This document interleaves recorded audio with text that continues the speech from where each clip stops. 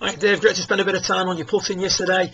First of all, if we look at the footage on the far left hand side, from a mechanic's point of view, what I'd like to see you do is get a little bit more up in your left side.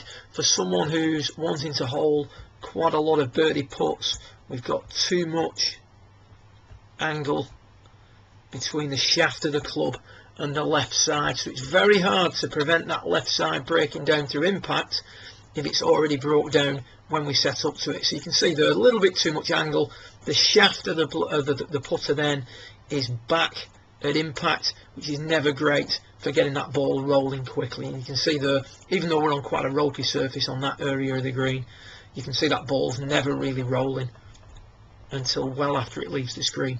So a little bit more handle forward, a little bit higher in your left side, as we see here on the third from the left. Much better hand position at setup. You're going to make a stroke there with just your left arm, so you're going to have to pull the putter through properly. And you can see there now that ball rolling much quicker than it was previously. At impact, shaft of the club now leaning slightly towards the target, as opposed to shaft of the club leaning away from the target. So there's your mechanics. You've been a little bit lazy with that left side. Get a little bit higher with the left side. Get a handle of the club forward. Keep making the stroke you're making. The other issue we had was the aiming of your golf ball or your golf club in relation to the hole.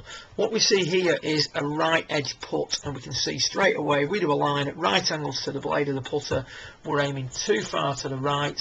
We're not aware of that because we're not using the logo, and consequently, as we make the stroke, there's a reroute over the top. You see it goes back on one line, down on a different line, and you pull the ball back to the hole. Now the problem is with that, you may hole a few, but that feels like a bad stroke and it sends the ball on line. That's never good feedback. You can see the hole denoted by the yellow circle. So we're pulling our putts back onto line. So if ever we aimed properly or read the green properly, we'd never make a putt. Never a good combination. What we've got here on the far right now is a much better aim of the putter. As a result, we can take that putter back in a line and down in a very similar line. We get a much more centered contact, not as much manipulation of the putter on the way through. Ball starts off more down your intended line, and now if we misread it, we're going to miss it. If we make a bad stroke, we're going to miss it.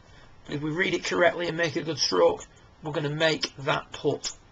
So as we run that through, you can see there isn't as much of a tendency to pull the ball back on line, because at that point we'd spent about 30 minutes being aimed correctly.